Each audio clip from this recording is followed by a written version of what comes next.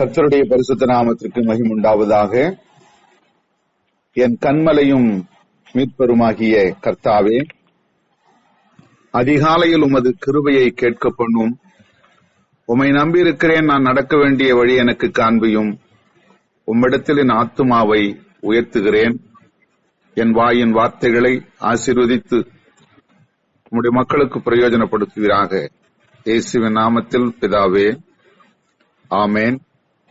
ஆண்டவரும் இரட்சகருமாகிய இயேசுவின் நாமத்தினாலே இந்த கால வேளையிலே தொலைபேசியின் வாயிலாக கூடி வந்திருக்கிற எனது அன்பு சகோதர சகோதரிகளை நான் மனதார வாழ்த்துகிறேன். கர்த்தர் உங்கள் ஒவ்வொருவரையும் ஆசீர்வதிப்பாராக.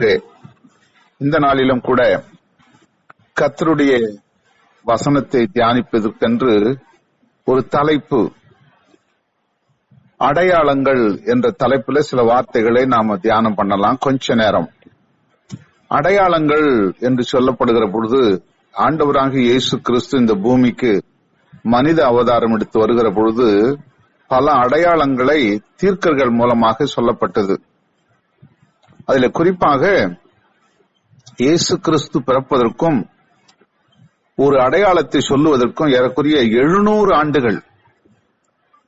700 ஆண்டுகளுக்கு முன்பாக ஒரு தீர்க்கர், அதாவது ஏசாயா தீர்க்கதரிசி ஒரு வார்த்தையை சொல்லுகிறார்.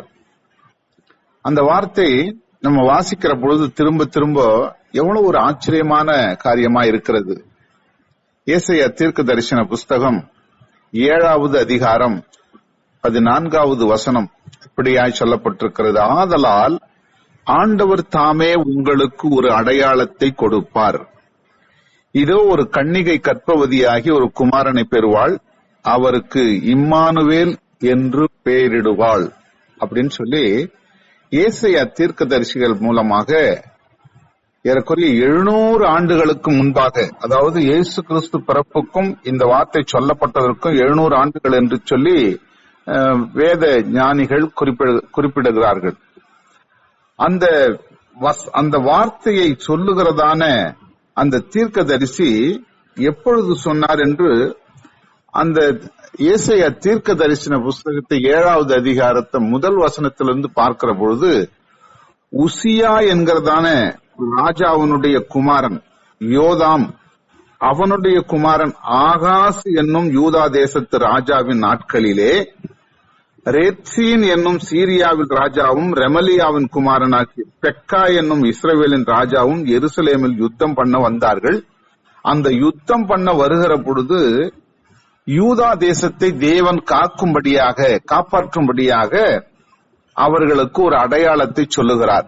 அந்த அடையாளம் தான் இங்கே சொல்லப்படுகிறது. ஆண்டவர் தாமே உங்களுக்கு ஒரு அடையாளத்தை கொடுப்பார். இதோ ஒரு கன்னிகை கர்ப்பவதியாகி ஒரு குமாரனை பெறுவாள், அவருடைய நாமம் இம்மானுவேல் என்று பெயரிடுவாள் என்று சொல்லப்படுகிறது. இம்மானுவேல் என்றால் கர்த்தர் நம்மோடு இருக்கிறார் அப்படின்னு சொல்லி அதுக்கு அர்த்தம் கொடுக்கப்படுகிறது. கர்த்தர் நம்மோடு இருந்தால் யாரும் நம்மை ஜெயம் கொள்ள முடியாது. அதுதான் அதனுடைய முக்கிய காரணம்.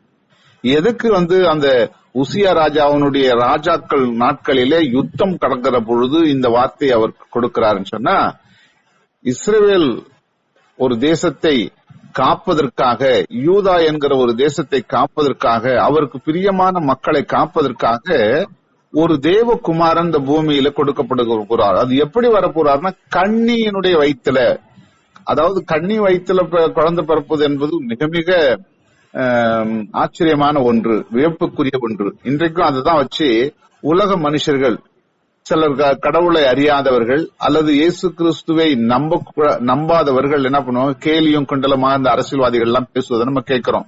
அது எப்படி கன்னியோட வயிற்றுல குழந்தை பிறக்க முடியும்னு சொல்லி.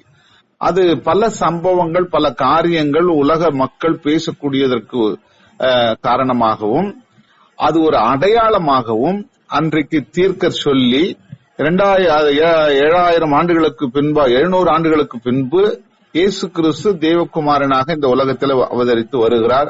வந்த பிறகு என்னெல்லாம் நடந்தது என்பதை நம்ம அனைவரும் அறிந்திருக்கிறோம். அதுல குறிப்பாக அவர் பிறக்கக்கூடிய அந்த நாட்களிலே ஒரு சம்பவத்தை நான் நினைப்பூட்டுறேன் உங்களுக்கு.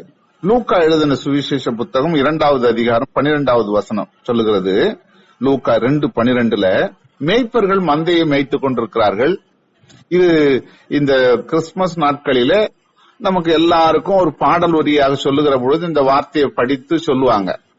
அப்ப அந்த மேய்ப்பர்கள் மந்தையை மேய்த்துக் கொண்டிருக்கிற பொழுது குளிர் நடுக்கத்துல இருக்கிறாங்க. அவர்கள் பனி பெய்து கொண்டிருக்கிறது அந்த சூழல் அங்க. அப்படிப்பட்ட ஒரு நிலையிலே அவர்களுக்கு ஒரு பெரிய பிரகாசமான வெளிச்சம் உண்டாகுது. அந்த வெளிச்சத்திலிருந்து தேவதூதன் அவர்களை சந்தித்து பேசுகிறார். என்ன பேசுகிறார்? இப்படி தேவகுமாரனாகிய கிறிஸ்து என்ற உலக ரட்சகர் தாவீது ஊரில் பிறந்திருக்கிறாரு. அது எங்க சொல்லப்பட்டிருக்கிறதுனா, நீங்க லூக்கா எழுதின சுவிசேஷம் 2வது அதிகாரம் 10வது வசனத்திலிருந்து நீங்க தொடர்ந்து வாசித்தீங்கன்னா அங்கே சொல்லப்பட்டிருக்கிறது. அப்போ ஒரு அடையாளத்தை அங்க கொடுக்கிறார். பிள்ளையை துணிகளில் சுற்றி, அதாவது 2:12, லூக்கா 2:12, பிள்ளையை துணிகளில் சுற்றி முன்னணையிலே கிடைத்திருக்க காண்பீர்கள், இதுவே உங்களுக்கு அடையாளம் என்றார். அப்ப அந்த அடையாளத்தை குறிப்பிட்டு காண்பிக்கிறார் தேவதூதன். அதே போல அந்த ராத்திரி, நடுநிசி ராத்திரியிலே அந்த குளிரிலே நடுங்கிக் கொண்டு தங்களுடைய மந்தைகளை காவல் காத்து கொண்டிருந்த அந்த மேய்ப்பர்கள் அப்பொழுதே இந்த அதிசயமான ஒரு அற்புதத்தை நம்ம கண்டோமே, வானத்திலிருந்து ஒரு தூதன் இறங்கி நமக்கு அற்ப மனுஷர்கள் நம்ம கிட்ட வந்து சொன்னாரே, அதை உடனே போய் பார்க்கணும்னு நடந்து அவர்கள் பல மைல் தூரம் அவர்கள் நடந்து போய் அவர் சொன்ன அந்த அடையாளத்தை அவர்கள் கண்டு அந்த குழந்தையை பணிந்து கொண்டார்கள் என்று வேதத்திலே நம்ம வாசிக்கிறோம். இப்படி அடையாளம் கொடுக்கப்படுகிறது. இயேசு கிறிஸ்து இந்த பூமிக்கு வந்ததே ஒரு அடையாளம். அது ஏதோ ஒரு தனி மனிதனுக்காகவோ அல்லது தனிப்பட்ட ஒரு ராஜ்யத்திற்காகவோ கொடுக்கப்பட்ட அடையாளம் அல்ல. அது உலகத்திற்கே கொடுக்கப்பட்ட ஒரு அடையாளமாக அங்கே சொல்லப்படுகிறது. அது மட்டுமல்ல, நம்ம நன்றாக யோசித்து பார்க்கணும். பழைய ஏற்பாட்டின் காலத்துல நிறைய அடையாளங்கள் சொல்லப்பட்டிருக்கிறது. இந்த தீர்க்கதரிசி சொன்ன அடையாளம் மாத்திரம் அல்ல, இயேசு கிறிஸ்துவை முன்குறித்து சொன்ன அடையாளங்கள், ஏராளமான அடையாளங்கள் இருக்குது. நான் நிறைய அதை நோட் பண்ணி வச்சிருக்கிறேன். குறிப்பாக எத்தனை பேர் அவரை குறித்து சங்கீத புஸ்தகம், தீர்க்கதரிசிகள் புஸ்தகம், ஆகமங்கள் புஸ்தகம், இப்படி ஆதியாகம புஸ்தகத்துல இருந்து வெளிப்படுத்தின புஸ்தகம் வரைக்கும் ஆதியாகம புஸ்தகத்துல இருந்து மல்கியா புஸ்தகம் வரைக்கும் நிறைய அடையாளங்கள் அவருக்கு கொடுக்கப்பட்டது. அப்ப அந்த அடையாளங்கள் கொடுக்கப்பட்டு அவர் உலகத்திற்கு தேவகுமாரனாக பிறந்தார் என்பதை நாம விசுவாசத்தோடு ஏற்றுக்கொள்ளுகிறோம். நாம் எல்லாம் விசுவாச மக்களா, அவருடைய பிள்ளைகளா இருக்கிறோம். இங்கே பழைய ஏற்பாட்டின் காலத்துல உபாகம புஸ்தகம் 6வது அதிகாரம் 6லிருந்து 9 வசனங்கள் வரைக்கும் வாசிக்கும் போனா அங்க ஒரு அடையாளத்தை சொல்லுகிறார். ஒவ்வொரு மனிதனுக்கும் கடவுள் உண்மையான தேவன் என்பதை விசுவாசிக்கிற, ஏற்றுக்கொள்ளுகிற ஒவ்வொரு மனுஷருக்கும் சொல்லப்படுகிற வார்த்தையாக இந்த வார்த்தையை நாம் எடுத்துக்கொள்ள வேண்டும். உபாகமம் 6லிருந்து 9, இன்று நான் உனக்கு கட்டளையிடுகிற இந்த வார்த்தைகள் உன் இருதயத்தில் இருக்க கடவுது. நீ அவைகளை உன் பிள்ளைகளுக்கு கருத்தாய் போதித்து, நீ உன் வீட்டில் உட்கார்ந்திருக்கிற போதும், வழியில் நடக்கிற போதும், படுத்துக் கொள்ளுகிற போதும், எழுந்திருக்கிற போதும் அவைகளை குறித்து பேசி அவைகளை உன் கையின் மேல் அடையாளமாக கட்டிக் கொள்வாயாக. அவைகள் உன் கண்களுக்கு நடுவே ஞாபகக்குறியாய் இருக்க கடவுது. அவைகளை உன் வீட்டு நிலைகளிலும் உன் வாசல்களிலும் எழுதுவாயாக. இப்படி அடையாளம். என்னத்தை அடையாளத்தை கொடுக்கிறாருன்னா, தேவனுடைய வார்த்தை நமக்கு கொடுக்கப்பட்டிருக்கிற இந்த ஆகம புஸ்தகத்தில் இருக்கிற சொல்லப்படுகிற கட்டளைகள், பிரமாணங்கள், மோசேயின் மூலமாக கொடுக்கப்படுகிற 10 கட்டளைகள் மாத்திரமல்ல, பிரமாணங்கள். பிரமாணம் சொன்னா நியாயப்பிரமாணம் பவுல் சொல்லும் பொழுது அப்போஸ்தலர் நடபடிகள் அந்த ரோமருக்கு எழுதின நிருபத்துல எல்லாம் சொல்லுவார். மோசே மூலமா கொடுக்கப்பட்ட நியாயப்பிரமாணத்தையும் இயேசு கிறிஸ்து கொடுக்கப்பட்ட சுவிசேஷ வார்த்தையும் ஒன்றாக இணைத்து அது எதற்காக கொடுக்கப்பட்டது நல்ல விளக்கம் கொடுப்பாரு.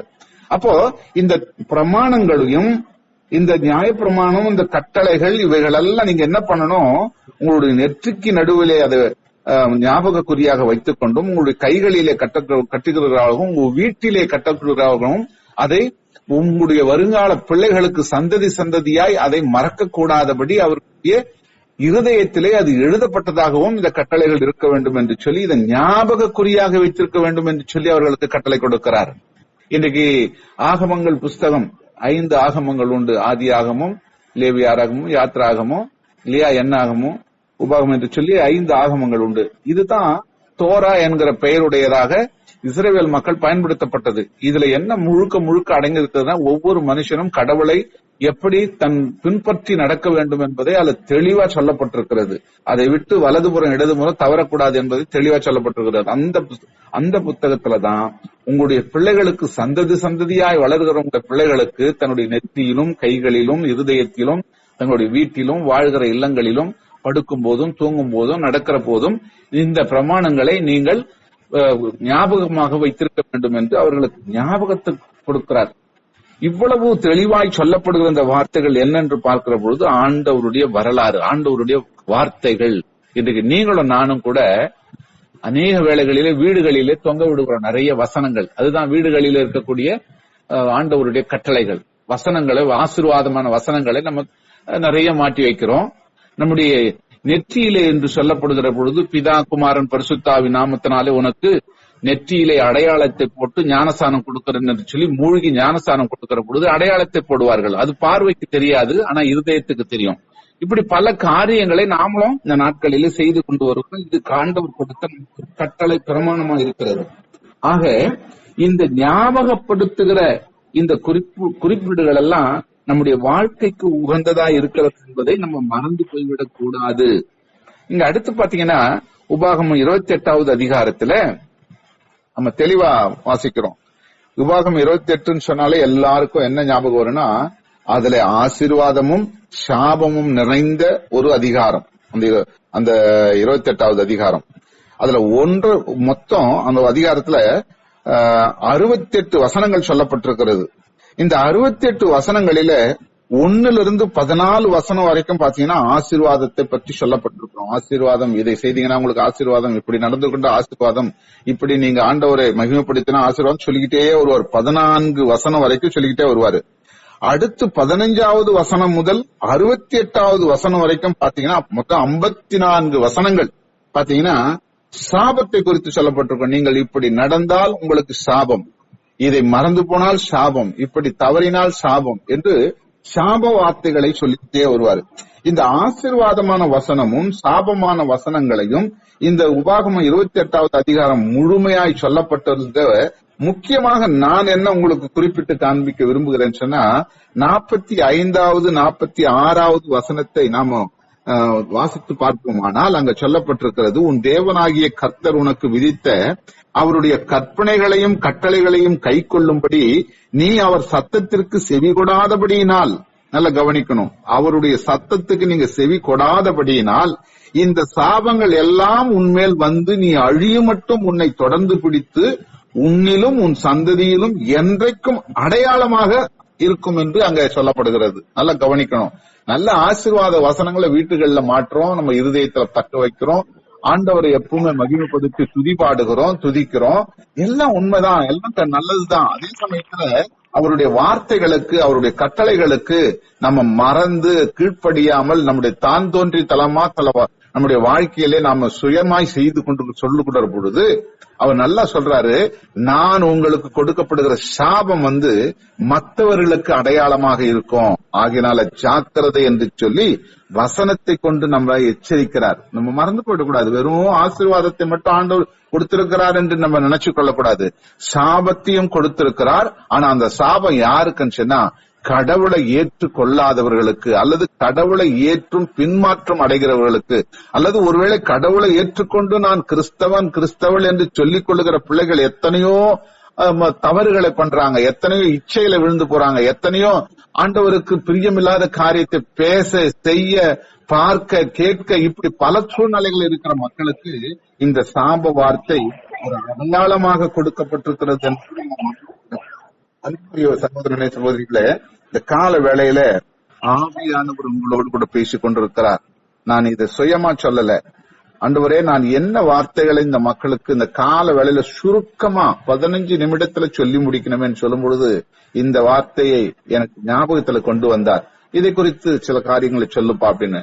அதனால நான் சுயமா இதை சொல்லக்கூடாதபடி மெய்யாகவே பரிசுத்த ஆவியானவர் சொல்லும்படியாக கட்டளையிட்ட வார்த்தையை நான் உங்களுக்கு சொல்லுகிறேன். அது மட்டுமல்ல, பாருங்க, லூக்கா எழுதின சுவிசேஷ புத்தகத்துல 2வது அதிகாரத்துல 34வது வசனத்துல இயேசு கிறிஸ்து பிறந்துட்டாரு குழந்தையா. 8வது நாளில அவரை விருத்த சேதனம் பண்ணுவதற்காக கொண்டு வராங்க. நல்லா கவனிங்க. 8வது நாளில தான் விருத்த சேதனம் பண்ணுவாங்க. இன்னைக்கு நம்ம எல்லாம் என்ன பண்றாங்கன்னா, ஞானஸ்நானம் எடுப்பதற்கு ஒரு வாலிப வயது வரும்பொழுது கடவுளை அறிந்து அறிக்கையிட்டு பாவத்துக்கு விலகி பரிசுத்தத்தை காத்துக் கொள்ளுகிறேன் அப்படின்னு சொல்லி நமக்கு ஒரு மனநிலை வருகிற பொழுதுதான், விசுவாசம் வருகிற பொழுதுதான் மூழ்கி ஞானஸ்நானம் பெறுறோம். ஆனா இன்னைக்கு சின்ன குழந்தைகளுக்கு கூட என்ன பண்றாங்க, ஞானஸ்தானம் கொடுக்கறாங்க. இந்த தென்னிந்திய சிஎஸ்ஐ சபைகள் எல்லாம் கொடுப்பாங்க. அது எனக்கு உடன்பாடு இல்லை. பட் இருந்தாலும் திருச்சபைகளிலே நம்ம வளர்ந்து வருகிறதுனால சபையை விட்டு போக கூடாதபடி அநேகருக்கு விழிப்புணர்வு ஏற்படுத்தும்படியா நான் இன்னும் தென்னிந்திய திருச்சபையில இருந்துட்டு இருக்கிறேன். ஆனா நான் தனியா நடத்தக்கூடிய சபைகள், இண்டிபெண்டன்ட் சபைகள் எல்லாம் நான் ஞானஸ்தானம் ஏறக்குறைய 65-70 பேருக்கு ஞானஸ்தானம் கொடுத்திருக்கிறேன். ஆனால் மனம் திரும்பி கடவுளை விசுவாசித்து பாவத்தை தவிர்த்து பரிசுத்தத்துக்குள்ள நான் வருகிறேன் என்று சொல்லி அறிக்கை கொடுக்கிற ஒரு மனிதனுக்கு தான் முழுமையா அவன் ஆண்டவரை ஏற்றுக்கொள்ளுகிற ஒரு பக்குவம் வந்த பிறகுதான் மூழ்கி ஞானஸ்தானம் கொடுப்பது வழக்கம். ஆனா இங்க நல்ல கவனிங்க, 8வது நாளிலே அவருக்கு பிரதிஷ்டை பண்றாங்க. அவரை விருத்த சேதனம் பண்றதுக்கு கொண்டு வராங்க. அப்படி கொண்டு வருகிற பொழுது அங்கே ஒரு சம்பவத்தை நான் நினைப்பூட்டுறேன் உங்களுக்கு. 2வது அதிகாரம் 34வது வசனத்தில் சொல்லப்படுகிற ஒரு சம்பவத்தை நான் உங்களுக்கு சொல்றேன். சிமியோன் என்கிறதான ஒரு மனுஷன், அவர் தேவாலயத்தில் இருக்கிறார். அப்ப அந்த சிமியோனிடத்துல அந்த குழந்தையை கொண்டு வருகிற பொழுது அந்த குழந்தைய அவர் வாங்கிட்டு அவர் சொல்றாரு, அவர்களை ஆசீர்வதித்து அவருடைய தாயாகிய மரியாளை நோக்கி, இதோ அநேகருடைய இருதய சிந்தனைகள் வெளிப்படத்தக்கதாக இஸ்ரவேலில் அநேகர் விழுகிறதற்கும் எழுந்திருக்கிறதற்கும் விரோதமாக பேசப்படும் அடையாளமாவதற்கும் இவர் நியமிக்கப்பட்டிருக்கிறார். நல்லா கவனிக்கணும். இயேசு கிறிஸ்து இந்த பூமிக்கு வந்த ஒரு நோக்கத்தை தீர்க்கமாக இந்த சிமியோன் சொல்லுகிறார். அநேகர் விழுகிறதற்கும் அநேகர் எழுந்திருவதற்கும் இந்த பிள்ளை இந்த பூமியிலே மனித அவதாரம் எடுத்து கொடுக்கப்பட்டிருக்கிறது என்று சொல்லி மரியாளை நோக்கி அவர் சொல்லுகிற அந்த வார்த்தையை நம்ம கவனிக்கிறோம். இவைகளெல்லாம் நடப்பதனுடைய நோக்கம் என்ன? முன்குறிக்கப்பட்ட இயேசு கிறிஸ்து, அடையாளமாக வந்த இயேசு கிறிஸ்து, அடையாளங்களை கொடுக்கப்பட்ட அந்த நிலையில அந்த இயேசு கிறிஸ்து இந்த பூமிக்கு எப்படி வந்தார் என்பதை நம்ம அறிய முடிகிறது.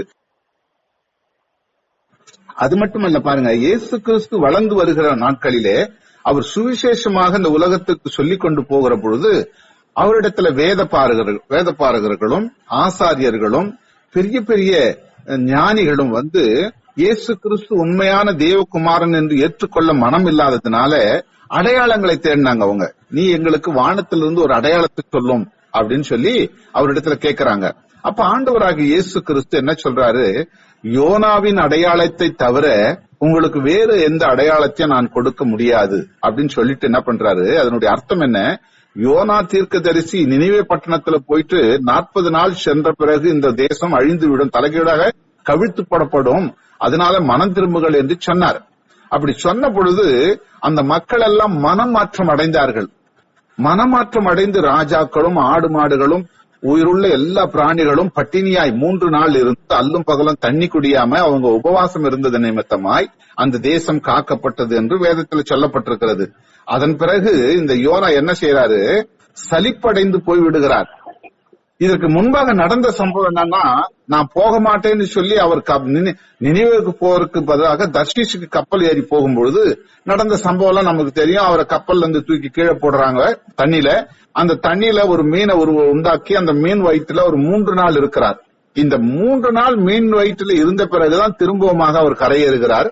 இந்த சம்பவத்தை தான் ஆண்டவராக இயேசு கிறிஸ்து சொன்னாரு, யோனா எப்படி மீன் வயிற்றிலிருந்து 3 நாள் இருந்து அதன் பிறகு வெளியே போல நான் பாதாளத்தின் வாசலுக்குள்ளே நான் நுழைந்து 3வது நாள் உயிரோடு எழுந்திருப்பேன் என்ற அடையாளத்தை இந்த உலகத்துக்கு அவர் சொல்லி போனார். அப்ப அடையாளங்கள் என்று சொல்லப்படுகிற பொழுது அது மக்களுக்கு புரியும்படியாக ஏற்றுக்கொள்ளும்படியாக தேவன் நிர்ணயித்து கொடுக்கிறார் என்பதை நம்ம மறந்து போயிடக்கூடாது.